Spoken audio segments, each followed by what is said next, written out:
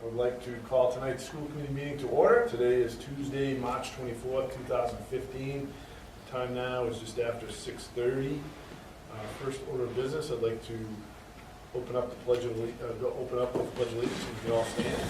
Turn to my left. Let's get the flag in the shot. There you go. Pledge allegiance to the flag of the United States of America and to the republic for which it stands, one nation, under God, indivisible, with liberty and justice for all. Thank you. I'd like to make one brief announcement.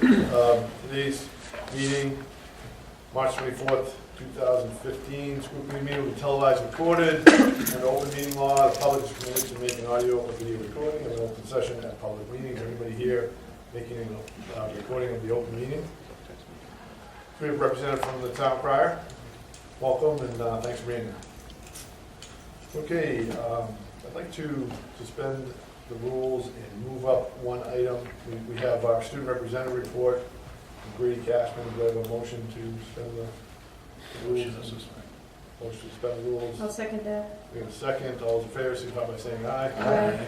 Chair votes aye, all opposed. It's 5-0 unanimous vote. We're going to bring up the student representative report before we go into any further in our meeting. So, Grady, take it away. Thank you. Notes from Tewksbury Memorial High School. Student Council had fun at the state conference in Hyannis a couple weeks ago. Congratulations to the old state board, executive board members, Dan Hurley and Grady Cashman, and to the new delegate, Justin Petrie. Also, we're planning our regional conference, Secretary's Day, and working on Mr. TMHS with DECA. The National Honor Society is tutoring on Tuesdays and Friday mornings in the library and planning the new members' induction. The Senior Class Council is having an assembly tomorrow to talk about Senior Week. SAD is working on a no Photoshop photo shoot and a mock car crash. ECHO is running a blood drive on April 7th and going to a book release party on May 3rd for former TMHS teacher Jen Brooks, who is now a published young adult author. And the International Club will be getting the schools involved in UNICEF's Project Tap Water, where a donation is made every time a teenager goes 15 minutes without touching their phone. And that concludes my report. Thank you very much, Grady. Appreciate the report as always. Thanks for being here nice and early. So at this time, is there a motion to adjourn the regular meeting and enter into the public hearing for the FY? I'll make that motion, Mr. Chairman. I'll second it. So there's a motion, a second to adjourn tonight's regularly scheduled meeting. We will reconvene at 7 o'clock, and we will, at that time, before that, we'll be opening the public hearing on the FY16 budget for 6:30. All those in favor signify by saying aye. Aye. Chair votes aye, all those opposed. 5-0 unanimous vote. So I'd like to open up now the public hearing on the FY16 budget. Time now is about 6:40. So I'd like to turn that right over to Mrs. Matthews to lead us in just question and answers and some discussion on the FY16 budget at this time. I've already kind of gone over the PowerPoint presentation, so I'm not going to have the PowerPoint presentation. I did bring some extra, if anybody needed them, at the front of the room. Plus, the actual presentation is online for the community and the public. What I more wanted to do tonight is the Finance Committee had submitted a group of questions to the district, and we've responded to all the questions. Those can also be found online, but I kind of wanted to go through with the committee some of the questions and some of the responses from the district. First thing, before I get to the questions, I just wanted to let you know that nothing has changed in the overall budget. We're still on track with the town manager, and the school's overall budget proposed for FY16 is $49,619,386, and then if you add the debt principal and debt interest into that, it's $52,836,484. And again, that's still in line with the recommendation from the town manager. So some of the Finance Committee questions we had, I'm just kind of going to go through them briefly and tell you what we submitted to the Finance Committee. So the first question they had was the school enrollment population. They wanted to list it out by the schoolhouse grade level on the submitted state report and enrollment as of October 1st, 2014. They wanted a copy of the SDOE report submittal on or after October 1st. We did attach the NASDAQ 2014-2015 enrollment projections, and it gave them the current year enrollment as well as the December 29th, 2014. I also sent along an October 1st report that we submitted with Sims. That came after this, so that wasn't in there, but it was just our actual enrollments as of October 1st, 2014. The next question they asked was kind of in relation to the first question. They wanted an estimate of the projected school enrollment population for October 2015. With that NASDAQ document that we submitted, they gave a whole projection, I believe, out to 2024. So by submitting that document, we sufficed that answer. The third question they asked for fiscal year 2014-2015 to date, school administration line item budget transfer requests committed and approved by the vote of the school committee. As you know, we did start doing actual transfers this year that I've had you sign off on, so I included with it the 3 transfers that we've done, signed off by the school committee. For question 4, they wanted a list of expenditures from separate maintenance projects provided by transfer or reallocated at town meeting for articles for the past 2 years of annual and special town meetings and for capital outlay, technology, hardware, and software purchased for individual schoolhouses. They wanted 13-14 and 14-15. So I gave them a breakdown of the one-time funds, what we've submitted for either special meetings in October or regular town meetings that happen in May, and what our balances are as of right now. The next one, they wanted us to provide a list of new employees that were estimated or projected for 15-16 by subject area and certification positions. They wanted a sum total of personnel that were going to retire for the 15-16 year by position. We don't have any new employees for FY16. There are only replacement employees for some who are planning on retiring and leaving. Also, we're not replacing 2 of the retiree positions. We have a North Street grade 3 position that we will not replace, a teacher. We have a Trahan grade 4 teacher that we will not replace. We have a doing reading specialist, a Win grade 7 science teacher, a Win art teacher, and a high school nurse. That those positions will all be replaced. And we plan to non-renew a small number of non-professional status staff, and those positions will be replaced. Question 6, they asked for the latest balance sheet of all approved school department revolving accounts under the school department administration and school committee. I believe there was a 3-page submittal of all different fees and revolving accounts, and we kind of gave them a breakdown over the 2 years and what those balances were. They also asked us to provide a listing in dollar amounts of operating offsets that are included in the budget summary. I took the page of the first budget proposal that we had that showed what our offsetting costs were, and we added that in there. They asked about the 3600 series, which is a a DESE function number, 3600. There's a line item for security monitor for $10,000. They asked if the budget was to fund personnel or if it was for hardware or software, or is it a stipend? And we answered that the budget is to fund the security monitor for the Tewksbury Memorial High School. We have a budget of $20,000 for the position. 50% comes from local appropriation, and the other 50% comes from the parking fees. Within the budget, there's a number reserved for educational step increases of personnel that are unknown for the school year 2015 and 16. They asked how this amount is calculated or estimated, and it was based on the recommendation of the town manager. The school department put aside a percentage increase, and all bargaining units are still under negotiation for FY16. Want us to explain the decrease of approximately $20,000 in clerical salaries at the Dewing Schoolhouse, as well as the decrease in clerical salaries for Heathbrook and other school clerical or aid help. And as we talked about in the last budget hearing, there was a footnote on the presentation that explained that the salaries are split between regular education and special education, and some of the clerical staff was in the wrong place. They had some special education secretaries that were listed under regular education, so it wasn't a decrease, we just had to reallocate to properly post them. Asked us to explain the decrease of approximately 33.56% in the Doing School SPED student aid line, and that line refers to the contracted Kelly aides that we have in the district. And for FY16, the Doing School is going to go from 19 Kelly aides to 12 Kelly aides. That would represent the decrease.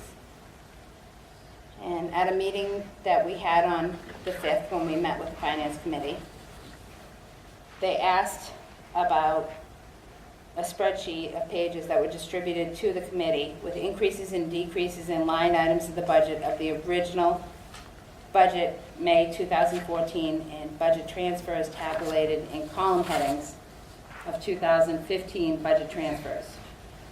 Their question, they were asking for the transfer dollar amounts in the budget column promulgated by vote of the school committee on the recommendation of the superintendent after May 2014 town meeting and before October 2014 town meeting. I'm reading exactly their question, so I'm sorry. The increase in budgets indicated in line items from October 2014 of $460,000 adds to the town appropriated school budget in May. He understood that. They understood that part. They wanted an explanation of how I sorted out the sheet that I sent them. When they first asked for it, they asked for me to separate out what our original appropriation was. Then they wanted me to put a column for all the transfers that we had submitted that got transferred and approved by you, the 3 pages that we did earlier. Then they wanted a column for the $460,000 that was approved last October. And then they wanted a column for the $512,000 that was agreed upon to be moved from health insurance and liability insurance. So I separated them out, and he was just asking exactly why we did that. It was just in response to the way they wanted to see it. And they asked how many and what type of SPED teachers should we have to have a better chance to keep the kids in district. And we have moderate special needs teachers as well as intensive special education teachers. We need social workers, we need behavior specialists, behavior teachers that have BCBA or ABA certifications. We need a vocational counselor at the high school for transitions, and this is soon going to be a park requirement. They asked what's the number of students in-house versus the number of out-of-district over the last 5 years. And we attached a whole packet that the Director of Special Education had provided to the Finance Committee back in December that kind of gave exactly how many students we had in district and out of district and what the projections were. The next question was related to the same thing. What are the numbers expected to time out year by year over the next 5 years? The Director of Special Education kind of gave me that breakout that I could provide with them and let them know according to us and according to the children that are going to age out and the children that are projected to graduate. He asked what we should be planning for, and do any of those services have estimated costs. We should be planning for all-day kindergarten, which has an estimated cost of approximately $750,000. Longer school day for students and teachers. Late buses for remediation. Technology, Wi-Fi devices for one-on-one teaching and learning environment in grades 5 through 12, ideally grades 3 through 12. Additional district curriculum department staff in the accountability content state tested areas, currently staff of 1, which is Assistant Superintendent Regan. They asked what services can we phase out. We can phase out some audio visual aids. They asked for the student population over the last 5 years. What do we have for student population projections? The 5-year periods that they requested above or desired, but whatever was available they wanted. So we asked them to refer to questions 1 and 2 in that NSDEC paperwork that we submitted. It started back historically to 2005 and it goes all the way through 2024. Then they asked about a specific line, which was function number 1220, and they asked about the high school facilities manager and the facilities administrator, combined number of $111,777. And they said there's only a $55,000 offset from revolving funds. They asked what are the facility rental revenues and what are the positions that we talked about in page 15 of the budget. And I explained for the district-wide administration, there are 2 lines that they were referring to. One is a portion of the athletic director's salary, and another is a portion of the director of finance and operations salary. And I explained where they could be located in the packet. And the revenue received to date for FY15, it was $18,297.95. And that $55,000 offset is for fixed utility costs. They wanted a brief description of the function number 2440. And I explained that it was other instructional services. It consists of multiple accounts ranging from mileage reimbursement to graduation expenses, and handbooks and transportation of field trips. And we decreased it in the line because the high school will no longer be using handbooks for FY16. They asked if there was any anticipated reimbursement for homeless transportation. And after a conference call that I had with DESE, we learned that the homeless transportation will be increased by $1 million in the governor's budget. That was the proposed budget that went through. They're estimated to put aside $8.3 million for the state, and they broke it down to be approximately 43% to 45% of reimbursement. They asked what resources are required to move the schools currently at level 2 to level 1, and there's a lot of work to do to raise our accountability levels to level 1 at all schools. We need 1 K-12 math curriculum coordinator. Ideally, we need 1 for K-4 and 1 to 5 to 12. We need 1 K-12 literacy curriculum coordinator. Again, wonderfully, we would have 1 for K-4 and 1 for 5 to 12. We need 1 STEM curriculum coordinator, same thing, 1 to K-4, 1 to 5 to 12. And the coordinators could also act as teacher coaches. And we need additional ELL staff. Currently, we have 1.5 positions, and we're not meeting the DESE required service hours. Then they asked if we have any concerns of the renewal of the hold harmless legislation, and what are the current dollar amounts. We attached the governor's proposed Chapter 70 budget. The governor didn't change anything to the hold harmless districts, and he did give an extra $20 per pupil. And the last question they asked for, they wanted to list the priorities of what we need to work towards funding, and I referred them back to their 16th question, which said, what should we be planning for? And that was the all-day kindergarten, the longer days, late buses, technology, and more district curriculum department. So that was 24 questions. We did have another set of questions that came. The town administrator addressed those. He did answer most of them. I had some follow-up questions, which I will be sending to the committee tomorrow when I answer those follow-up questions. So, yes? Ms. Bowman? Thank you, Mr. Chairman. The only thing I'd like to add, I think this was excellent, but the only thing that really came to mind when I read them, especially number 16 and number 22, is we don't even mention special education. And I think that is something that we should be mentioning in response to these questions. So we talk about, what do we see the future, what are the things we need to work on. We kind of talked about curriculum and some of the things or some of the new programs we need to bring to the district. But I think we probably should elaborate either 16 or 22 and talk a little bit about special education in our response to the FinCom. I did answer that a little bit in question number 13 when they asked what kind of teachers should we have to better chance. So we do need to hire some staff there.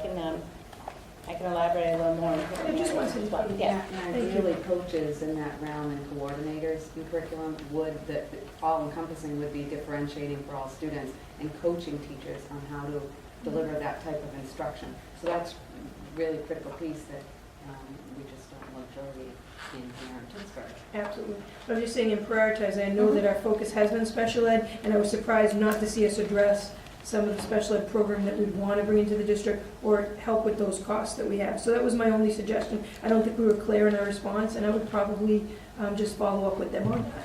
Which I can. I still have that other list that I have to elaborate on, and I can add it right in there. That'd be great, thank you. Any other questions or comments from committee members? Just had a quick thought on those questions I received back. How, I know this was a lot of work, took a lot of time. What was the second set of questions, or like how many? The second set of That was some- questions, there was, I think, 8 of them. Some of them were town-related. The questions got directed, To us, but they were So more for the town. they were. the town manager answered those questions, were those the ones he answered?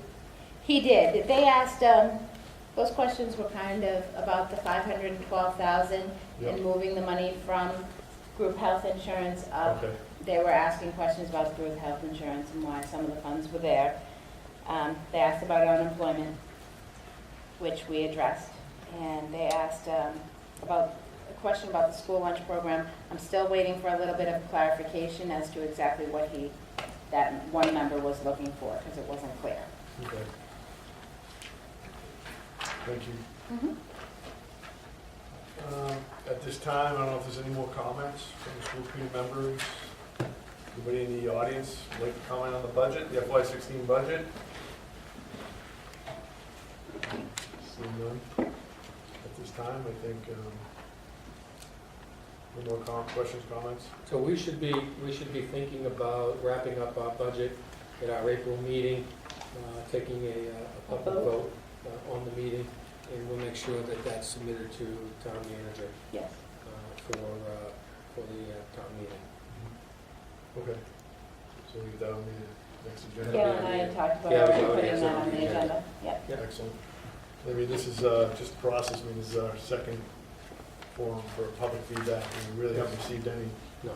So just we can point out that a lot of people, people working hard on this budget, a lot of questions and answers, a lot of checks and balances, and a lot of work with all the different departments in the town. So hats off to everybody that's working on this budget. So we appreciate all your hard work. Thank you. And our administration. Group So- effort. Yep, group effort. So at this time, I'd like to close the FY16 hearing on the, public hearing on the FY16 budget. Do I have a motion? I'll make that motion, Mr. Chairman. I'll second it. Do I have a motion and a second to close the public hearing on the FY16 budget? All those in favor signify by saying aye. Aye. Chair votes aye, all those opposed. So 5-0 unanimous vote. We'll take a 5-minute recess, and at 7 o'clock, we will reconvene our regularly scheduled school committee meeting. Thank you. Good evening once again. I'd like to welcome everybody to tonight's regularly scheduled school committee meeting. Again, today is Tuesday, March 24th. Time now is about 7 o'clock.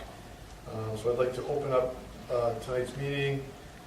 First order of business, we just finished up the public hearing on the FY16 budget. So next item on our agenda is we have some special students here today, student athletes, for a little bit of recognition. So Dr. Connor, we can turn that over to you. Great, thank you. And we do have 4 of Tewksbury's finest here this evening. We have our girls 4x800 team who recently competed at the RBAC All-State Meet at the Reggie Lewis Center back in February. Our team was a 14th seed in a field of, how many were in the field, teams? 30 some odd teams. So we were sort of a middle of the road, expected to come in right around that 50th percentile, and the girls all excelled. In fact, they not only came in 4th place, but they set a new school record in the 4x800 relay at 9 minutes, 33 seconds, and 51 hundredths of a second, thousandths of a second. Pretty impressive race all around. So we'd like to welcome Rachel Sessa, Lauren Palomino, Emily Sessa, and Karina Bergman. Ladies, would stand and take a couple steps forward. And we have a proclamation that we would like to read. Mr. Dick is going to come over. Welcome, everybody. Thanks for coming. We know you have all sorts of homework and a lot of social events to attend, so this is a special night for us to see our student athletes come before us. And this is a special night for you guys. So I have a resolution of recognition. I'm going to read that. This goes to all four of you guys.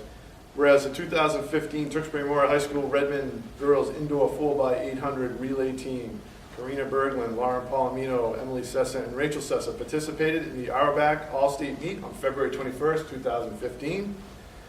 Whereas the Redmond Girls Indoor 4x800 Relay Team finished as the 4th best and 30th fastest team in the state. Whereas the Redmond Girls Indoor 4x800 Relay Team finished in the school record-breaking time of 9 minutes, 33 seconds, and 51 smaller seconds. And whereas the record time qualified the Redmond for both the All New England meet as well as the New Balance National meet. And whereas the relay team went on to finish 10th in the Emerging Elite 4x800 meter at the New Balance Indoor National Championship in the New Balance Armory, New York, New York. And whereas under the direction of Coach Peter Malloy and volunteer coach Francis Cusick, Karina, Lauren, Emily, and Rachel demonstrated hard work, sportsmanship, perseverance, and character throughout the season. And whereas the 2015 Tewksbury Memorial High School Redmond Girls Indoor 4x800 Relay Team has brought great pride, recognition, enthusiasm, and honor to themselves, to their parents and families, and also the Tewksbury Memorial High School and the town of Tewksbury. So now, therefore, be it resolved that the Tewksbury School Committee applauds, honors, and recognizes the outstanding achievement of the 2015 Tewksbury Memorial High School Redmond Girls Indoor 4x800 Relay Team, Coach Malloy, and Coach Cusick. So it's signed by all the school committee members, and we congratulate you and think this is a fantastic accomplishment, and with many more things to come. So congratulations.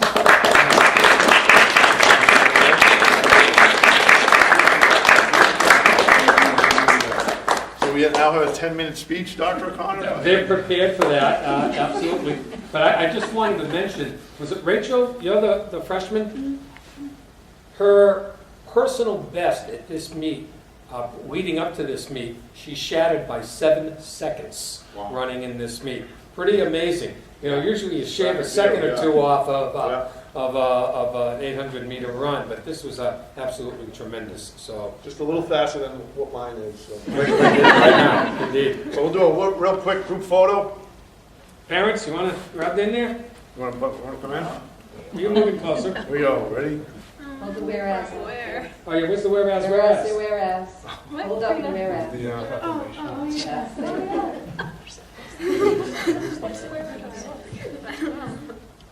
Cheese. All right. Congratulations.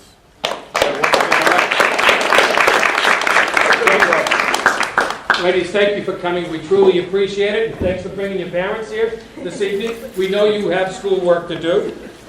Seniors getting ready for college, freshmen getting ready for sophomore year, and getting ready for exams. So you're welcome to stay if you'd like to watch the meeting, or you're free to leave. There you go. That was a tough decision, wasn't it? Thank you. All righty, thank you all. Good night. All right, thanks. It's always good to see things like that. Have a little chuckle. All right, so tonight we have a presentation by our principal, Kristen Bolt, and her committee. Dr. Connor on the scheduled youth committee report. Great. As you know, at your request, we've asked Principal Vogel to spend some time during her first year working with her faculty to see if there was interest in developing a new student schedule for the high school. As you know, for the past 10 or more years, you've been on a block schedule. Students take 4 classes a day. Those classes run 84 minutes. Principal Vogel and her staff, Eileen Osborne is here, Jason Stamp, the 2 assistant principals, along with many members of the faculty. We'll let Kristen introduce her faculty to the year. But they spent a good part of this year looking at a variety of different schedules that are actually being run in schools around Eastern Massachusetts. They visited a number of schools and have come up with a recommendation. I want you to know that tonight we're not asking for your approval on this schedule. What we might be looking for is your consent to continue to have Principal Vogel work with their faculty to refine the schedule, and then our work is to sit down with the Tewksbury Teachers Association and look at buy-in from the Teachers Association with that new schedule. And that's going to be our role, both the school committee and the superintendent's role in working with our labor union here in town on this matter. So with that, welcome. Ms. Vogel, would you Thank you.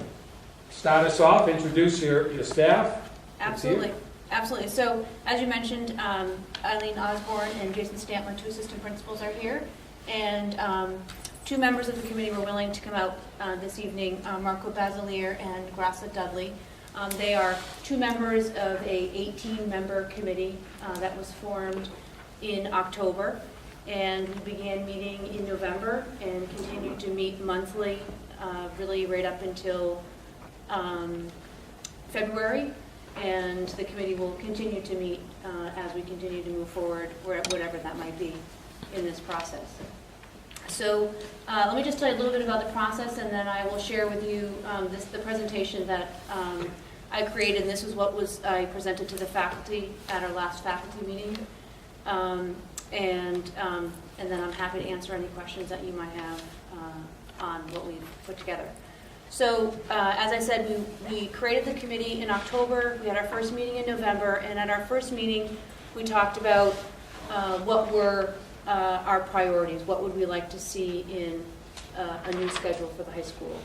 Everyone in the committee was in agreement that there needed to be some sort of a change that needed to take place. And so we identified some priorities.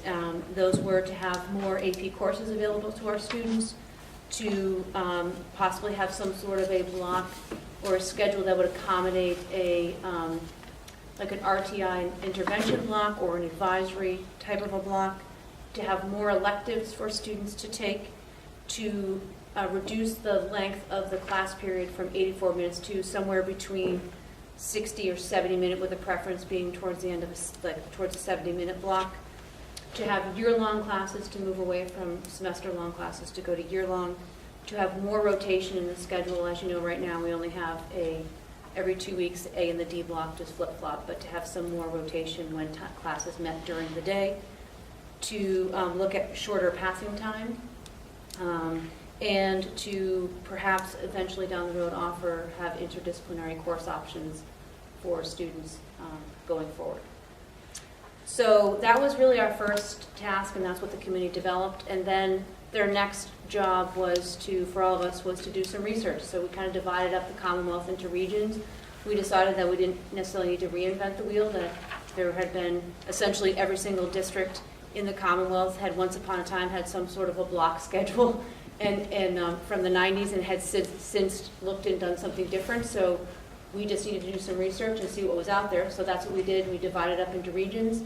They did some research. They found schedules that met our priority list that we had established in the first meeting. Then at our next meeting, they presented some that they thought were their favorite, that they liked the best, and why, and we talked about those. Then from that, we kind of narrowed to probably 4 or 5 schools, and then at the next meeting, we further talked about that and narrowed it down to 3. And those were the schools that we decided as a committee we wanted to divide up and visit, that we would develop a list of questions that we would take with us, and that we would go and visit and talk to teachers, talk to department heads, talk to administrators about their current schedule, and looking at both the pros and the cons. So our short list ended up being Winchester High School, Bedford High School, and Swampscott High School were the 3. So the committee really kind of divided up into thirds. There were some members of the committee that went to 2, but generally everybody sort of divided up and went to one of the schools. We developed a list of close to 20 questions that the committee developed that we wanted to ask, from how many AP courses do you have, to do your teachers have duty minutes, how many preps do they have, do kids take foreign languages for a full year? You know, there were a variety of different questions that we asked. Many of the schools, we shared those questions ahead of time before we got there, so they were able to look at them. And I have to say that all of the schools, the 3 schools, the principals were incredibly accommodating and willing to share, and went out of their way. They fed us. They rolled out the red carpet. They got their department heads. They talked about it, and it was really helpful for us to be able to hear what works really well in the schedule that they have, what they really like about it, and then some of the challenges. So of the 3 schools, they were all very different. I mean, they were, what they had in common was that they were all about 68-minute blocks. Kids took 5 courses a day. They had all of them chose 7 courses in a year, but they only took 5 each day. So there was a rotation, but all of them had different rotations. So some rotated more in the morning and then in the afternoon. One of the schedules had a designated X block, which would be like a advisory block, but it really wasn't an advisory. It was just like a directed study block is what it was. So everything kind of rotated, and those happened on the same 2 days in the rotation always. And then one of the schools had a true waterfall where it was a rotation that went A through G, and it just, like a snake, just kind of waterfalls all the way down. What we found interesting, which we didn't anticipate, was that the 2 schools that did not have the true waterfall had told the committee that if they could, they would have had a true waterfall schedule. And we didn't anticipate that to be something they would say. That was the one thing that they didn't like about their schedule, is that it wasn't a true waterfall, that it didn't have a true rotation. So I think as a committee, when we got back together and met in February to talk about our observations and our feelings, I think that was very stuck on the minds of all of us on the committee was, wow, I mean, if they had their wish, the reasons there were restrictions on, they had shared staff between middle school and high school, they had numbers of part-time staff, which is what was restricting their being able to do a waterfall. So we felt like, well, you know what? We should do what we really like and what we want to do. And if here's these 2 schools who would say that that would be their preference, then let's look at doing a true waterfall schedule. So that's what we agreed on as a committee, and then we created this proposal. So the proposed new schedule, this is what it looks like. I have to thank Jason and Eileen for putting a lot of time to take the new schedule and take our current day and create the blocks and the timing and make it all look so beautiful and wonderful. This probably would have taken me about 3 solid weeks to be able to do the math to figure this out. So we had a starting and ending time the same as we have now. And with that, you can see that we have to have 3 lunches. We have 1,003 students and a cafeteria that sits about 300. So we have to do our 3 lunches, so we have to stick to that.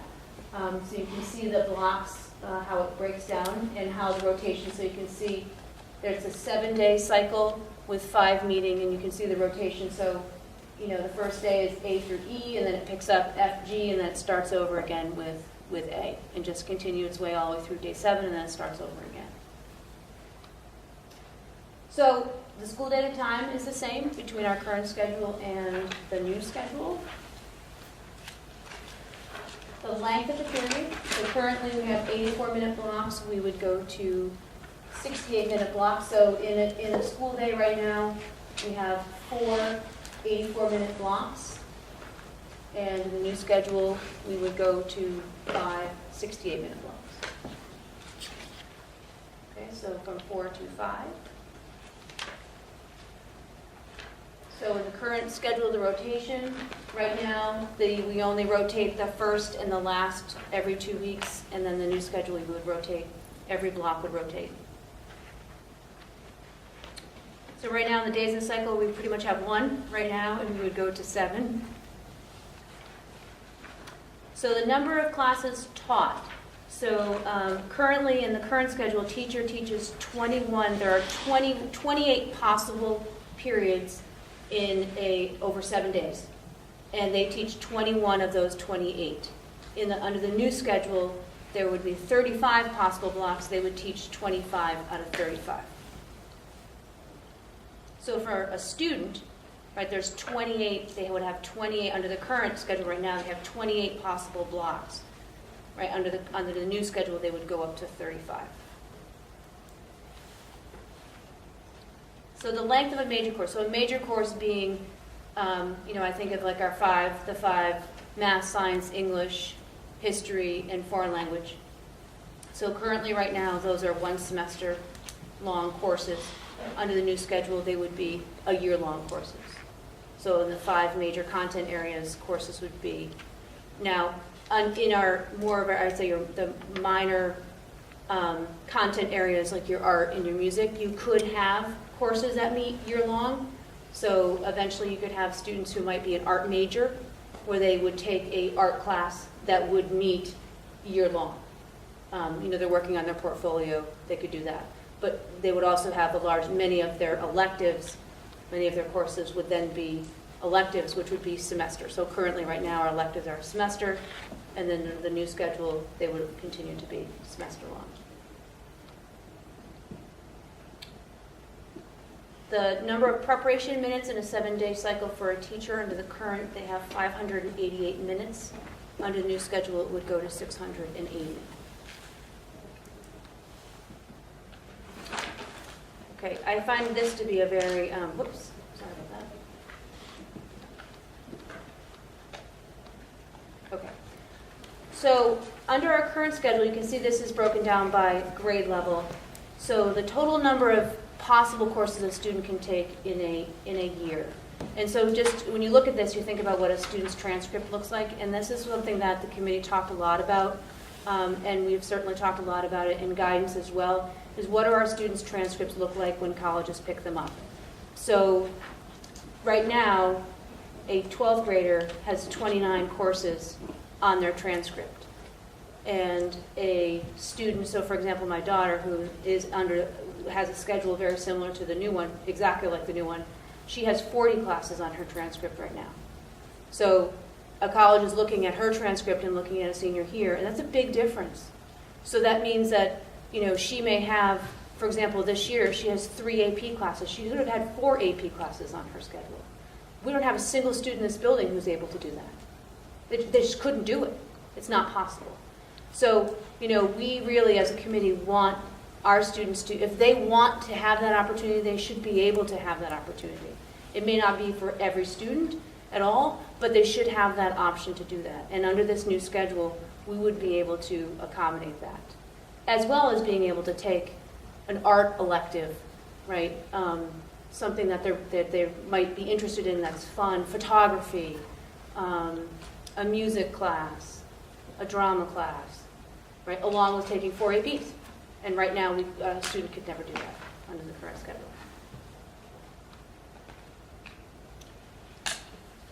This was also, I found to be, I have to say I was surprised by this, right? That our current schedule, we're above 990 hours at 997, but with the new schedule, we go up to 1,009.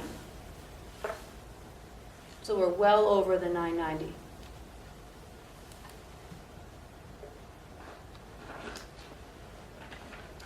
So here's, this is also a good visual as well in terms of the electives, the elective opportunities for students. So right now, under our current schedule, in 4 years, a student would only be able to take 13 electives. Under the new schedule, they could take 25. So a lot more opportunities for students to really diversify their transcript. And I think this is really exciting for the teachers as well, because they all have such great ideas, and we could offer marine biology, and we could offer a Spanish cultures or film elective. There's all kinds of great and terrific ideas that are out there that our teachers really want to be able to teach, and this would open up those doors to be able to do that.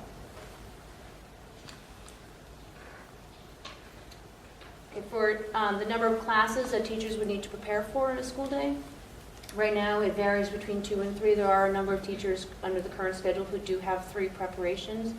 Under the new schedule, we heard from the other schools that it's the only way to do a new schedule is that teachers would need to have to have 3 different preparations. There are going to be some who will choose to do 4. Some teachers may choose to do that, particularly if in the disciplines of art and music. And the schools that we visited, many of those teachers would have classes that were overlaid, so they might have like an Art 1 or introduction to studio class, and they might also have some kids in there who are juniors who are taking art as a major. So they might be in the same room together and scheduled at the same time.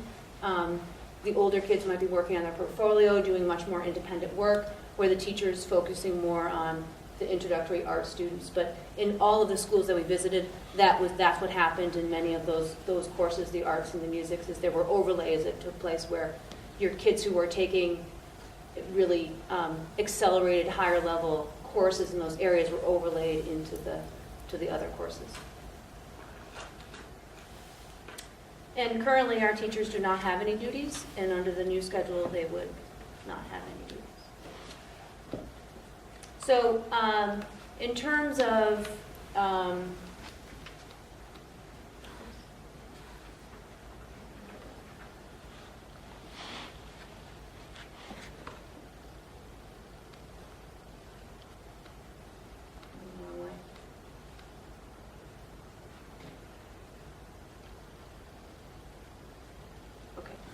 So, in terms of, the time on learning that was gained, that when we looked at this, when we took the schedule and used our current starting and ending time, we gained time both for teachers and for time on learning in the classroom by taking 1 minute off of passing time. So currently right now in our schedule, kids have 5 minutes to pass. More than enough time. Kids do not use their lockers anymore. There's a very interesting phenomenon that has occurred in probably the last 5 years in high schools. And we all spend all this money putting lockers into these buildings, and I don't think that I have heard a locker close all year. They don't open them, they don't close them. We could probably, they're all empty. Some of that has to do with technology. For a lot of the kids, their textbooks live in the classrooms, and they use electronic textbooks that they're accessing at home, so there's no need to carry these textbooks. They have a few folders or notebooks, and those are easily carried in a backpack and easily can be carried around the building with them, and that's what they do. They throw their lunch in there, or they buy lunch, they stuff their sweatshirt and jacket in it, they don't stick it in it, and they just don't use their lockers. So in the past, when we were looking at passing time, we had to consider that they needed time to switch books out and get the different textbook, but now, with electronic versions of textbooks, that sort of has evolved out. So 4 minutes is still a pretty significant amount of time to get from one place to the other in this building. And the flow of this building, the design of it, was done so well that you cannot tell that there are 1,000 kids changing classes. It's amazing that you walk around, it's not crowded, there's not congestion, there is just a very nice flow that happens, so you don't end up with traffic jams at intersections that can slow things down. And then we took 2 minutes off of the lunch. So currently right now they have a 22-minute lunch, we went to a 20-minute lunch. It takes less than 11 minutes for the kids to get through the servery. That's 300 kids, and obviously not all 300 are buying lunch, but a fair number of them are. So the flow downstairs works. The kids come in, they come in the side, they go right through. There's a bunch of different stations that they grab their food, and we have 3 or 4 checkout points, and they move right through and they sit down. Most of the time, the kids are sitting for a solid 5 minutes because they're done eating. And just waiting for the bell. So we thought that 20 minutes was still a very generous amount of time, allows the kids to get what they need if they're buying lunch, and then still time to eat and digest before they go to class. Any questions? Sounds good. Is there, was involved for that presentation? Sure thing. Any questions from school committee members at this time? Mr. Cutlass? Thank you, Principal Vogel and your team. I think it looks like a great plan. I hope it works well. And when are you going to implement this? Not next year. Not next year. Right. Following. So we talked a lot about this as a committee, and the feeling was that we wanted to do this right and to do it well, and so we would give ourselves a year of implementation.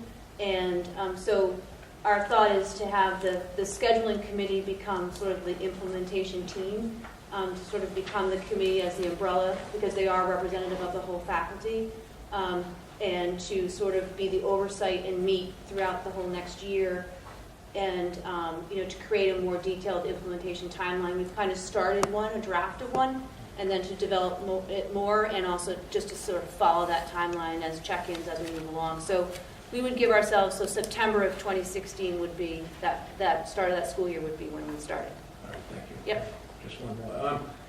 More electives. Do we have enough electives? Does it look like when the kids get to the 12th grade, basically they're going to take 2 year-long classes and then they'll have a lot of electives, right? Is that?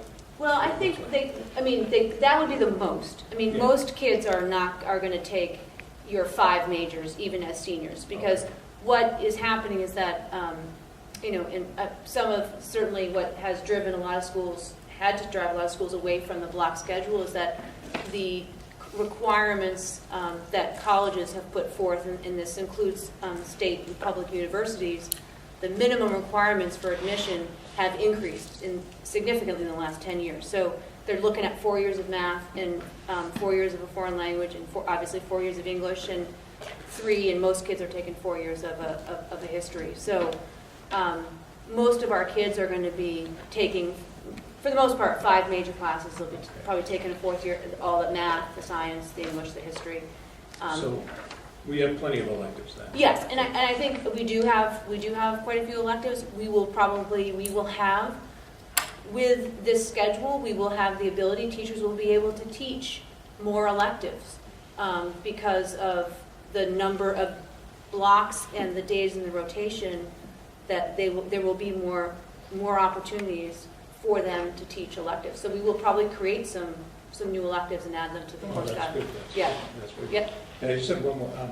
In the past, I noticed, I don't know how far back it was, but there used to be a lot of kids in internships and things like that. And some would be good, and I'm sure some were wasteful. I mean, Yeah. Are we cutting back on that? What, does this schedule help us to cut back on the number of? Yeah, so we're actually, we're going to make some adjustments to internships for next year, even before we switch.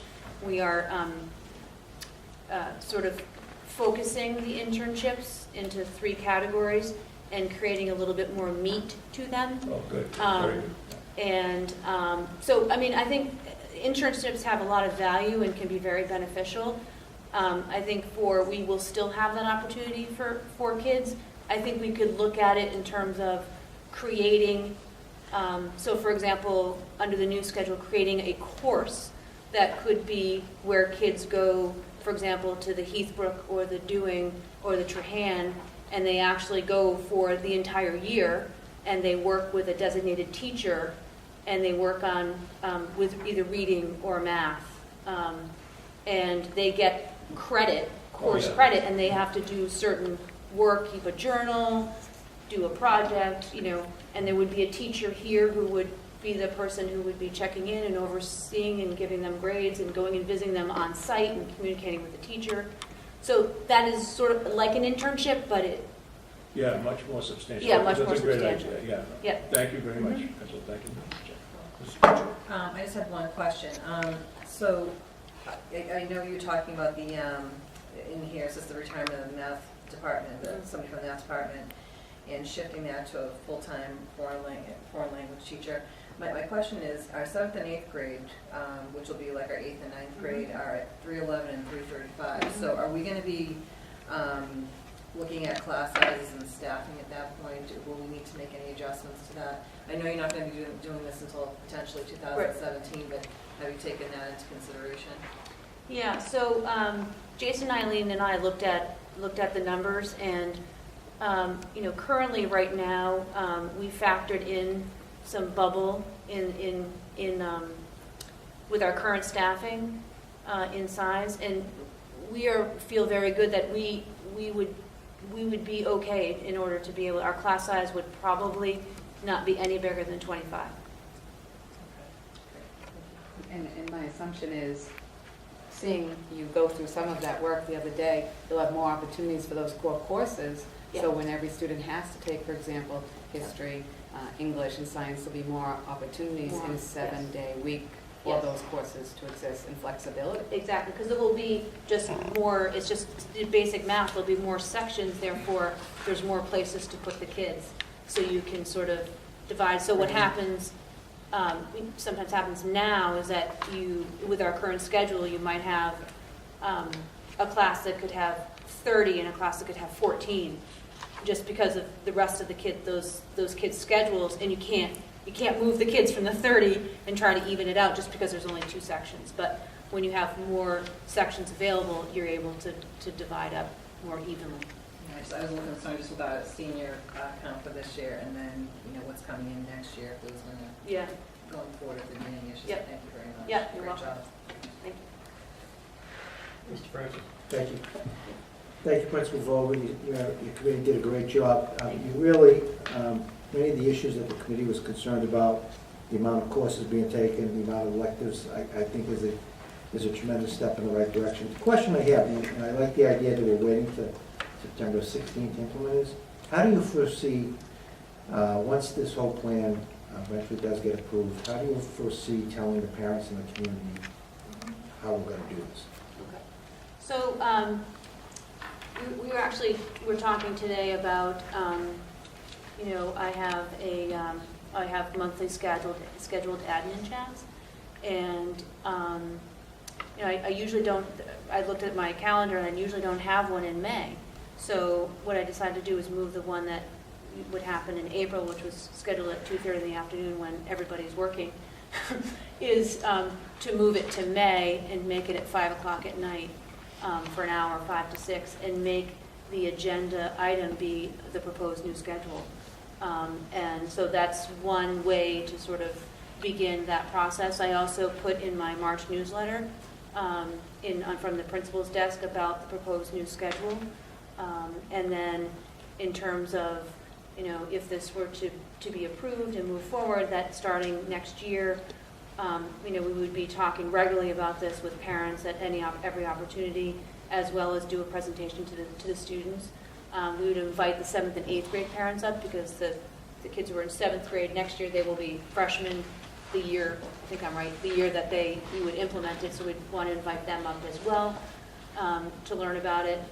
And then obviously, we would start in the winter when we start our regular scheduling process with kids and parents on picking courses. We would have, I think, a designated night to do that, particularly, we usually have an 8th grade night in the fall. I think we'd want to have something in the winter as well, so we could talk about, this new schedule and really inform parents about the options that are out there with this new schedule. Thank you. The committee did a great job. Thank you. Thank you, Ms. Francis. Any questions, Paul? Just had a couple of quick ones. Sure. The college feedback. Can you elaborate a little bit of the discussion around that? That intrigues me. I always want to make our kids more competitive, leaving the high school. So the AP class, that's pretty neat. The options there. What was the discussion around that from guidance? Did they see that this can really help our kids get into maybe that next level of school? Yeah, they do. I mean, they really feel that our kids are, even though we do have, every school has their school profile, which we do and we send out, and tries to give the college admissions office a snapshot of our school and our community, so that it hopefully lets them have a different lens when they're reading our kids' transcripts compared to others. But the bottom line is, when it comes right down to it, and they have 2 kids in front of them and they're trying to make a decision, and they look at the transcript and they look at, as I say to parents a lot, it's not necessarily about whether there's A's and B's on that transcript. It's really about the rigor of the courses and what they took. So when they look for rigor, they look for, and not that I necessarily agree with it, but they do look at those APs and they do look at those honors. And they want to see that the kids took a richness of courses on there that, there's a balance. There's going to be some rigor, but there's also going to be some exploring as well. And right now, our kids just don't have that, and I just worry that colleges don't know, they just don't know, schools, they don't know that our schedule is a 4x4, even though it says that in the profile. They forget, and they're not going to go back and look at it, and they're going to say, well, this kid only took, they don't know that the kid couldn't take anymore, right? This kid only had so many classes on here, and this kid only had 1 AP as a junior and 1 AP as a senior, not knowing that that student wasn't able to fit anything else in because of the other courses they were taking, whereas the other kid had 3 APs as a junior and 4 as a senior. So I really do think that it's going to make our students more competitive in that arena when it's really coming down to that. Yeah, that's a big part of it. It You know, is. When you really think about what we're trying to do. And then the virtual classroom, we have that now. Yep. Does this play a bigger role in, or is it the same? It would For be, it would be the offerings? same. I actually think that with the new schedule that we would have, we would still have that option, but I don't think kids would need to access it as much for that reason. So right now, we have kids who are taking it because we aren't able to offer APs because of our current schedule. But I think on the new schedule, I see us eventually being able to add an AP Physics. I would like to add an AP European History, an AP French or Spanish that might alternate each year. So I see us being able to add those that right now the kids are having to take that on VHS. You know, we are moving in the direction of using something different than VHS, the company VHS. It has the same ability as what VHS does, but I think that online can service us in other ways. I think it's a great thing for kids to be able to do that once in a high school career, to be able to take an online course, because the reality is at some point they're probably going to take some sort of a blended learning or an online course, whether it's in undergrad or it's in graduate school. So it's a good or professional development in the workforce, but so it's a good skill to have that option. But I think there'll be less reliance on it for the AP classes when we go to the new schedule. And then this is probably simple. You know, when you say the slide had more learning hours, is that Yeah. just because you're adding more time from lunch, and Yes. that's how that works? Yeah. That's what I think. So it's just the aggregate over the year. Yep, it adds up. It's amazing how quickly that adds up. Yeah. Yeah. So, no further questions. I guess next step is a question, and I'd like to hear from the committee that there is support for Principal Vogel to continue to work with her committee while we're working with the Tewksbury Teachers Association in coming up with a new schedule for the 2016-17 school year. so I'll make that motion, Mr. Chairman, to consent to continue to refine the schedule we currently have for the high school block schedule moving forward to come up with a new schedule. I'll second that. the motion and second to continue this fine work and to work with our unions. All those in favor, signify by saying aye. Aye. Chair votes aye. All those opposed? It's a 5-0 unanimous vote. So Thank you thanks very for much. spending some Thank time you. with us. Thank you. Coming in Appreciate and it. sharing that information. Thank you. Mr. Azalia, Yes, Dr. Grosses, thank you for coming out this evening, appreciate it. thanks. Mr. Stamp, Ms. Osborne, always a pleasure. Thank you. Thank you. Did you need this plug back? No. So at this time, next item on the agenda is the citizens forum. Dr. Connie, you're wishing There was registered? no one registered, No? and I don't think anyone is here to speak this evening. Street continues. That's good. All right, so moving to approval of minutes. Mr. Cutlass, could you walk Yes. us through that? Yeah, thank you, Mr. Chairman. I'll move the minutes of the March 11, 2015 regular school committee meeting. Second. We have a motion and a second to approve the March 11, 2015 regular meeting minutes. All those in favor, signify by saying aye. Aye. Chair votes aye. All those opposed? 5-0 unanimous vote. And I'll move the minutes of the March 11, 2015 executive session meeting. Second. There's a motion and a second to approve the March 11, 2015 executive session meeting minutes. All those in favor, signify by saying aye. Aye.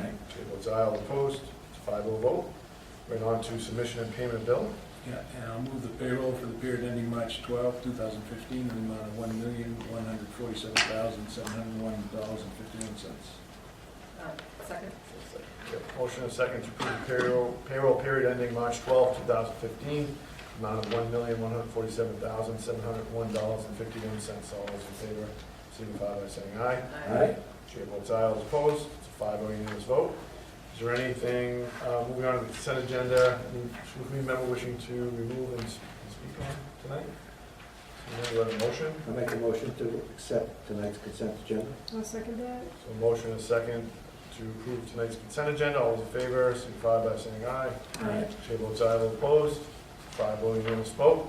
Right on to you, Dr. Connor, for superintendent and staff reports. I just have one item. If you recall, at our last meeting, we honored a number of students that had written essays regarding our Arlington National Cemetery and our military. I have one of the essays from Marina Nelson, and I did say I would attempt to read one of these. The title of the essay is Honoring Our Soldiers. Our soldiers give service to our country without a second thought. They aid our country in foreign countries and oftentimes get very little in return. They suffer from post-traumatic stress and contemplate, if not go through, suicide attempts. According to costofwar.org, 6,802 American troops died from wars in Iraq and Afghanistan as of April 2014. This is why it is so important to honor every single soldier and let them hear our words. They are respected and appreciated. We are thankful for their service and their sacrifice every day, and I personally am so proud of every man and woman who has the courage to fight when others cannot. My grandfather was in the Navy. He doesn't talk about it much, except to complain and compare about the food. I am very lucky that he is okay, and he has not been changed too much by what he went through. But I know that there are others who are changed, who will never be the same, or who have passed away. I would be a good representative of the school because I am aware of these things. It is not because I want to show off in front of my classmates, but I truly want this opportunity to show how much I care. How honored I am to say that I belong to this country, because this is the country of brave, strong people who are willing to give up their lives to fight for justice. This is why I would be grateful to represent my school, my family, my friends, and my country at the Arlington National Cemetery. Our heroes deserve to be represented. And this is one of 4 essays. They were all very similar, exceptionally well done. And again, I would like to thank all of the students who participated in that activity. Mrs. Reed. Well, I'd like to begin by saying happy State Testing Week. Yesterday marked the first day of Tewksbury's participation in both 10th grade MCAS and PARC testing. As you would imagine, the paper-based testing process in grades 3 through 8 went amazingly smooth.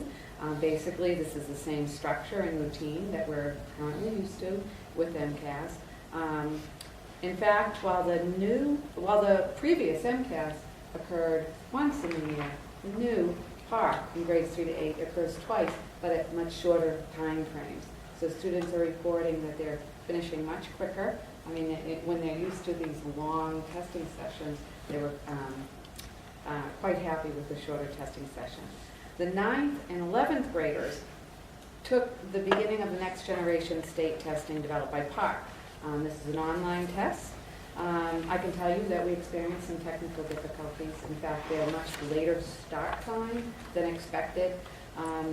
We believe that we've figured out those issues, both internally and externally.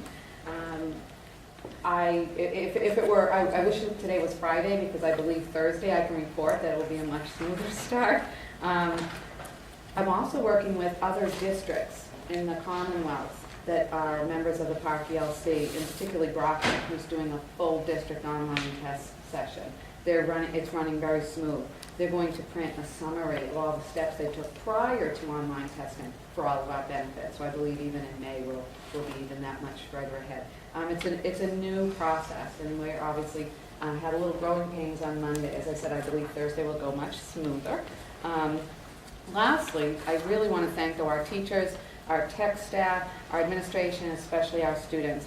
They were real troopers in this process.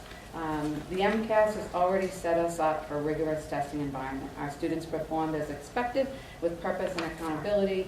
We really have great students and staff, so I appreciate all their efforts and their patience. And I really mean that, their patience on Monday here at the high school was amazing. On the consent agenda, I'm just going to draw your attention to 2 documents. One is the request from Principal John Ware and Principal Judy McGinnis from the Wynn and the Rhine, respectively. They're seeking a change of date for the grade 5 and grade 8 science MCAS due to the snow days that we took. And as you read the letter from Mitchell Chester, he extended those dates across the Commonwealth for all testing. So I've given you an updated memo. I wanted to inform you prior to posting it on the website, but grades 5 and 8 will move their science MCAS testing to May 18th through the 22nd, which still leaves them 4 days of makeup testing. So they feel confident they can move that and gain 1 more week of instruction and 1 week of review as well while other courses are testing. Finally, also in your consent agenda is a culminating product of the high school guidance department. This is an amazing document that they worked on in this year's professional development series. I wanted to draw your attention to the 7th page in. You heard Principal Vogel refer to MassCore. And MassCore is a state-recommended rigorous, I'm reading right from the top there, what is MassCore? Rigorous program of study that aligns high school coursework with college and workforce expectations. So you can see that this is a minimum recommendation of high school coursework for state colleges and universities. Even more is often expected at the privates. So what the high school is doing with this new scheduling committee is aligning to several moving pieces here. Expectations from college and career, new testing schedules. When we go to a full year course, they'll test once. Or they'll test not at the end of the course twice in the block, but one session in the year. So I think this document is going to serve our juniors and seniors very well in the future. Ms. Baker O'Brien's already looking at edits that she'd like to produce in our next PD, which would be a table of contents and an index to help parents move through it a little bit more efficiently. So I hope you appreciate that hard work. I sure do. And that concludes my report. Thank you. The only thing I actually just wanted to update the committee on is John Marchand and I met with 2 representatives from Erie last week to discuss a long-term improvement plan for the schools. I know that's something the committee has been looking into. Very nicely, one of them has decided that he's going to do a good deal of the work pro bono for us, which is very nice. We're going to start with the Win and the Ryan, and John and I, over the next couple of weeks, we're going to do walkthroughs of all of the K-8 schools. And we're going to bring them around to every area so they can determine exactly what our priorities are when it comes to the buildings.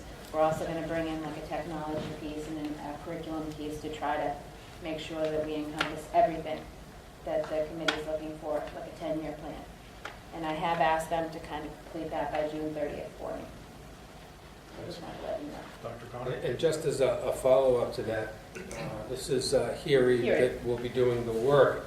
I have another company that I've been talking to that, depending upon the quality of the report that comes out, we may want in later June or over the summer to think about bringing a firm in that might provide a lot more detail, particularly when we're referencing both the middle school and the Ryan, which are 15, 18 years old in that range, and we really should be thinking ahead the next 5 to 10 years, which systems, support systems in the building might need to be replaced or upgraded to ensure that those buildings will stay healthy and we'll be able to maintain those buildings for decades to come.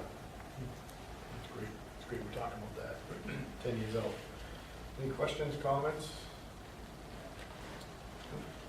Okay, so I think that's good.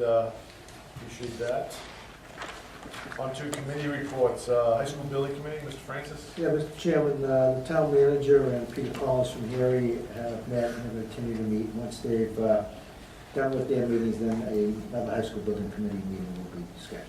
Okay, thank you. Mrs. Pucha, is there any meetings or anything?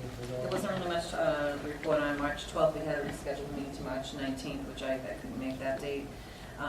But Kyle Boyd was still waiting for a project list from Charlie L. And so we're discussing that at the next meeting, which I believe is April 9th. That's it. Okay, thank you. And the Tewksbury Education Foundation, I have a little note here that the spelling bee is on June 8th and 9th. So, Spelling Bee, you can get more information on You can always refer to the Tewksbury Education Foundation website. You can talk to the officers, but they have some exciting things. They're doing their initiatives for the upcoming auction again. They're always moving and grooving and moving in that direction.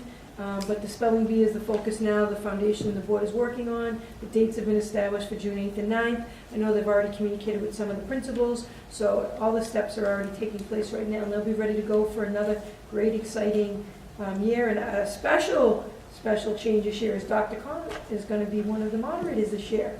You know how much stress there is on that job? Unbelievable. So he's got to split it. He's going to do one night, and Mrs. Miller's going to come back again for another night. So we're actually going to have a lot of variety, and we have special judges coming in. So it's going to be another terrific event. That's great. Thank you very much. So the website's ready to go. Yes. Awesome, thank you. Tewksbury Special Ed PAC Executive Committee, Mrs. Kuchar. We met on March 18th, and some of the items that we discussed on our last agenda was the Camp Hilo, which is now going to be called Project Hilo, and what's going on with that. The MSNT Review Committee, West Ed, there was a training day that the school district had, and Mr. Pelletier gave us an update on that. And then the Special Education PAC actually had a question about the PAC itself, and the executive committee, I guess they're having a hard time securing a chair or co-chairs for next year. So we had discussed that with Mr. Pelletier and Dr. O'Connor about what would happen if we didn't have co-chairs. There are some elections coming up. Their next election is coming up in May, and we'll be meeting on the 27th tentatively unless they don't have somebody to step up and take over the PAC. So I did want to say, thank you to Kelly Preble and Bianca Cole, for everything they've done with the parents in the schools and the special education department over the last couple of years and their commitment to this. And if anybody has any questions about it, I would ask them to reach out to Kelly and Bianca if they're interested in getting involved. And that's it. So when's the last meeting for that? If There- no one steps up, then is that? I believe it's May 19th is their election meeting. And if nobody steps up, then what happens is it goes back to the special education department, and they'll inform the Department of Education that we have nobody to chair that because it's a requirement, and then we'll do our best on behalf of the schools to try to secure somebody to run that. Thank you. Thanks for participating in that committee. I appreciate that. Okay, right down to policy changes, proposals, and adoptions. Ms. Kuchar, if you could take us through that. Okay, so the following policies that we're looking to rescind, and this is the first reading. ACAB-R, sexual harassment complaint procedure. ACAB-R, procedures for processing formal complaints. ADA, Tewksbury Public Schools mission statement. ADB, school community drug policy. ADBA, possession of low non-alcoholic beverages. ADC, smoking on school premises. And ADD, safe schools. IJ and DBA-R, email usage. And the following policies we're looking to revise. AC, non-discrimination. ACA, non-discrimination on the basis of sex. ACAB, sexual harassment. ACE, non-discrimination on the basis of handicap. ADDA, background checks. ADDA-R, JIS model quarry policy. DGE, bidding requirements. GCCD, domestic violence leave policy. IJ, NDB, acceptable use policy and technology. IJ, NDB-R, acceptable use policy, technology.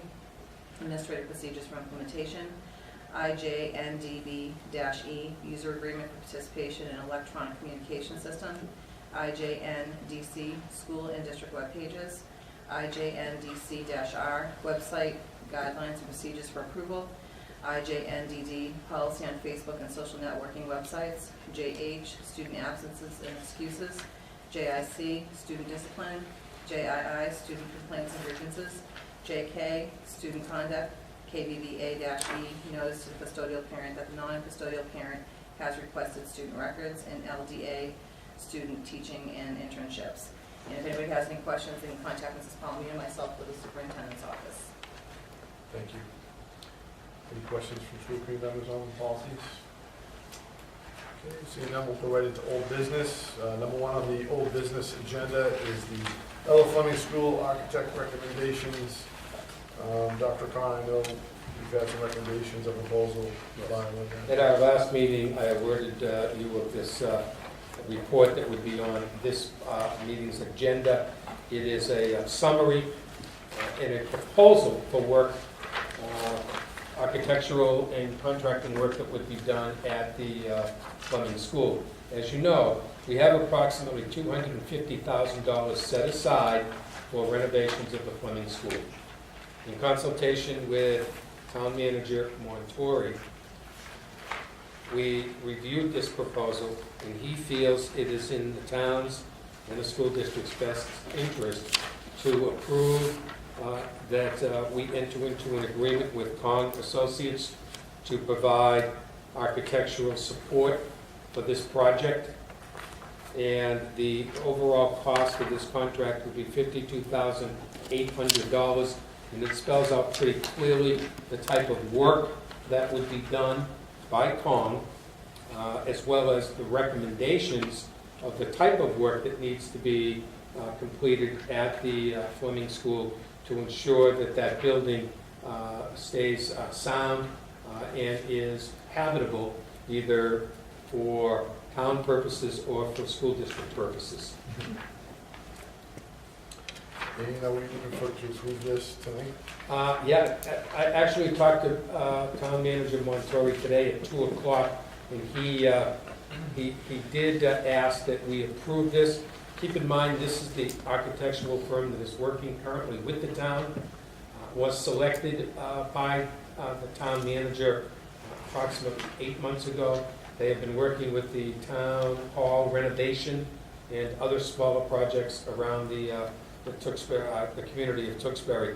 So I would ask that we take a look at Kang Associates and enter into an agreement with them, with the town manager working very closely with him to ensure this work gets done, knowing that at $50,000, that's taking approximately 20% of our money out of the overall budget, and we are well aware of that.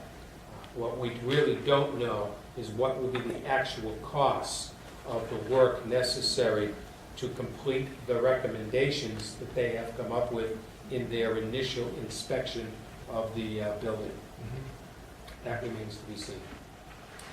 And I know that there has been some citizens inquiring about this project.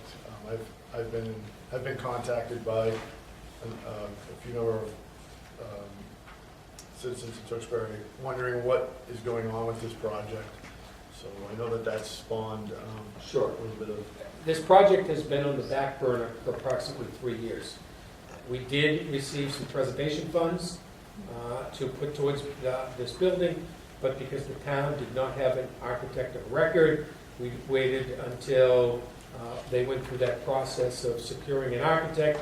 Now the architect is finishing up their work at Town Hall. They would be available to work with us on this project. I think it's an appropriate time to do that. We do have the money, and we can get this project completed within a year. It's nice that it is the same architect as the town hall. Yeah. So he's worked with us, and this is a recommendation from Mr. Montori.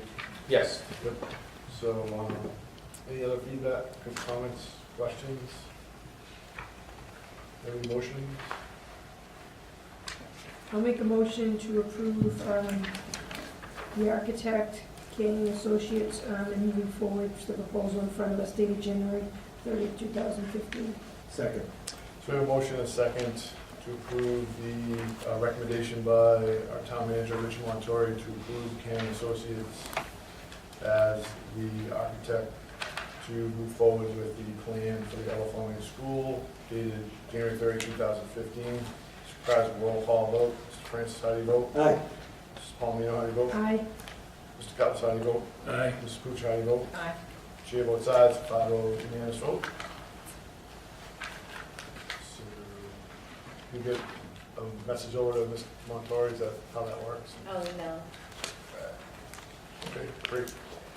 Next is on the agenda is the Trahan and North Street Elementary Schools. I guess it was some review of a visual review of the roof. Yes, at the, again, very similar to the previous item on the agenda, I had provided you at our last meeting a verbal summary of this particular report, but I wanted you to have an opportunity to look at the report, and if there are any comments or questions that you did not ask last meeting, this would be an opportunity to do so now. Again, in summary, visual inspection by CBI Consulting indicated that there was no structural concerns at the time. However, they did note long-term wetness has caused some erosion in concrete and causing some rusting. Whether or not support carriers or the roof deck is unknown at this time. But again, the company CBI Consulting Incorporated felt as though there were no serious structural issues that we should be concerned with. Okay, thank you. So this is just an informational follow-up. Thank you. Any questions or comments this time? All right, we're on to new business. We have two addendums to contracts. Yes, you have two addendums in front of you, one for Principal McGinnis and one for Principal Vogel. As you recall, at your last meeting, you approved 3 contracts for new principals. We also took some time and examined very carefully the salary analysis that was done by an outside firm as part of a project for the town of Tewksbury. We saw that our administrators were generally underpaid in comparison to 7 communities that were part of this study. In the contract last week that you approved for the 3 new administrators, you had both a step increase and a merit increase of $2,000 and $3,000. In Ms. McGinnis and Ms. Vogel's, those increases were $1,000 and $2,000. Please remember that we developed those contracts a year ago, well before the study came out. This is an opportunity to help move their salaries closer towards the median of that comparison group. This is for each administrator represents a $2,000 change to their contract in the first year. So I know this was in our packet. We've had time to review it. Any questions from the school committee at this time? And can I entertain a motion? I'll entertain a motion. I'll make a motion to approve the 2 contract amendments for the 2 principals, Vogel and McGinnis. Do you want to take them separately? You can. Yeah, why don't we do that? So there's a motion on the table. Do I have a second? Second. There's a motion to approve the addendum to the agreement between Tewksbury Public Schools and Ms. Kristen Vogel, Tewksbury Memorial High School principal, as written in the packet. All those roll call vote. Mr. Francis, how do you vote? Aye. Mrs. Palomino, how do you vote? Aye. Mr. Cutler, how do you vote? Aye. And Mrs. Puccia, how do you vote? Aye. The chair votes aye. That's a 5-0 unanimous vote. And from Mrs. McGinnis? I'll make a motion to approve Mrs. McGinnis's contract amendment as stated in our packet. Second. We have a motion and a second to approve the addendum to agreement between Tewksbury Public Schools and Ms. Judy A. McGinnis and John F. Ryan Elementary School Principal, as outlined in our packet. Roll call vote. Mrs. Puccia, how do you vote? Aye. Mr. Cutler, how do you vote? Aye. Mrs. Palomino, how do you vote? Aye. Mr. Francis, how do you vote? Aye. The chair votes aye. It's a 5-0 unanimous vote. Thank you very much. School committee matters of interest. Mrs. Puccia, do you have anything to add? Mr. Cutler? No. Mrs. Palomino? Nothing this evening. Mr. Francis? Nothing this evening. Covered it all, so that's good. Madam Chair. Nothing to report. Future committee, school committee meetings.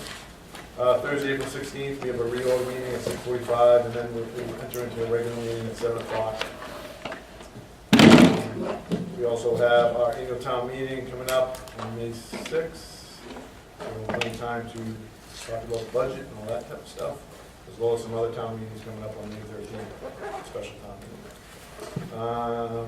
Any future agenda items? Nothing.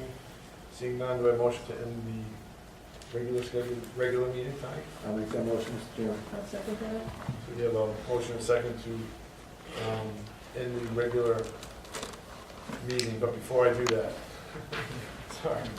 So the table act with respect, we're going to need, the item on the agenda is to enter into executive session, which is something we do before every meeting, but we're doing it at the end of this meeting, so do I have a motion? We're going to be entering into executive session to continue discussions relative to collective bargaining with employee groups and individual employees, and the strategy to be followed in continuing ongoing litigation. School committee will not reconvene the regular scheduled meeting. After executive session, we will adjourn both meetings at that time. So we have a motion to enter into executive session. I'll make that motion, Mr. Chairman. I'll second that. All right, so we have a motion and a second to enter executive session. Requires a roll call vote. Mr. France, how do you vote? Aye. Mr. Palomino, how do you vote? Aye.